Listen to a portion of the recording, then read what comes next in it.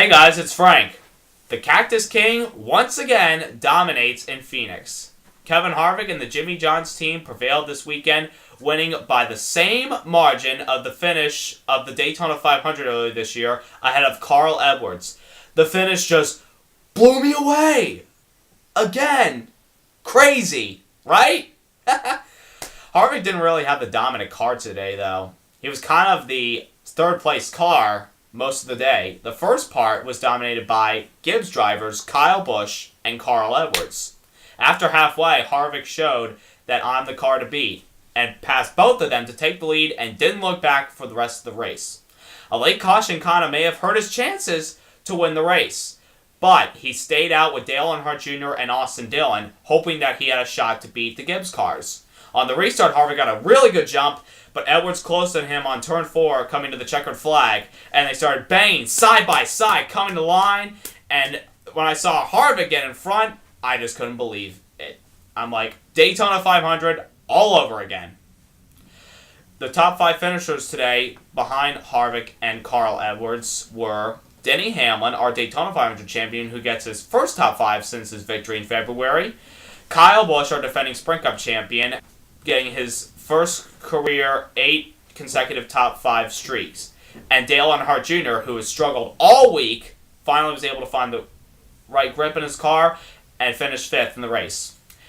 Chase Elliott, after a disappointing finish last weekend in Las Vegas, which kind of bummed me out, was able to rebound this weekend with another top 10 finish, the same finish where he ended up in Atlanta a few weeks ago. I'm telling you, folks, this kid is going to win a race this year and is going to make me super happy.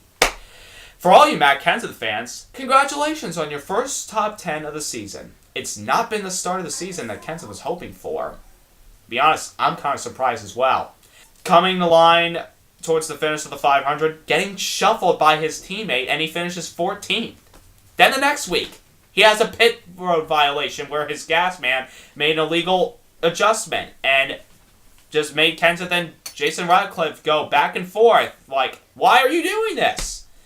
And then the week after, last week, with him spinning right in front of Chase Elliott, I'm just like, this is not the start that Kenseth was hoping for. But he was able to rebound this week with his first top 10, so attaboy to the Dollar General Toyota team. A couple things that just made me a little bit confused today was with the brakes and the tires today. They were like all over the place. 53 laps into the race, Ryan Newman, one of the RCR cars, hits the wall because the duds in the brakes fell apart. Then 53 laps later, the same thing happens to his teammate Paul Menard. Then 53 laps later, it happens to Ricky Stenhouse Jr., who drives for Roush Fenway Racing, which ends his good start to the season. So, sorry, Stenhouse. And then, with about 88 laps to go, last week's winner, Brad Keselowski, blows a right rear tire this time. That was not a problem with the brakes. And then, with 5 laps to go, Casey Kane blows a right front tire and hits the wall after he had a good top 15 run going. I'm telling ya, Goodyear, you might need to look at these tires, and teams, you need to look at your brakes and make sure you have them right when you come back in the fall. Because when it comes to the chase, and before the last week of Homestead, you need to get them adjusted so you have a shot to go to Homestead if you're in the chase and in the final 8.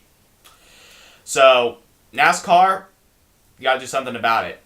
Stenhouse's wreck today kind of reminded me of Jimmy Johnson's wreck in qualifying on Friday when he was trying to go for the pole. Johnson qualified 5th, but had to start at the rear because on his qualifying run, he hit the wall hard. The reason being is because the steering wheel came off. So these teams need to tighten their wheels better so they don't come off and have the car hang straight for the wall that could possibly cause an injury. Jimmy Johnson's lucky he wasn't hurt Friday because that would suck for the sport. Other interesting parts today was Danica Patrick had another solid top 20. And for the first time this year, Burger King Racing gets a top 20 with Matt DiBenedetto, who's from Grass Valley, California.